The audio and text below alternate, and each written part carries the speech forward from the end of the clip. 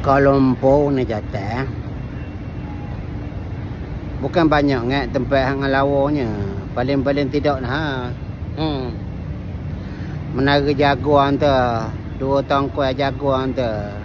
Kek manusia ngelabut cukup ramainya manusia jantan kalau nak tengok. Oh paling nah. Ramai betul ada tengok. Awak kita tengok jantan orang. Ngelabut cukup ramai datang dari mana tahu ramai betul ya orang kenal sangat datang ke KLCC nak tengok jaguar 2 batang nah. Ni menara jaguar ni kalau mu tahu ke. Jaguar 2 tangkai. Kami mat manusia orang labut kereta motor orang. Panik. Ya yalah mundur tengah malam dah lawa tengok ni berlampu je kada siap. Kok benda. Inilah keadaannya jantan di Kuala Lumpur ni.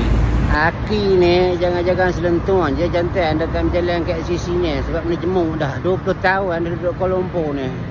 Tak payah juga bilang hari tengok kat sisi ni. Memang kalau siang banyak sedap lah boleh pergi nyopin dalam Suria kat sisi tu ya. Barang mahal berantu tak payah ke jantan tak terbeli di kita weh.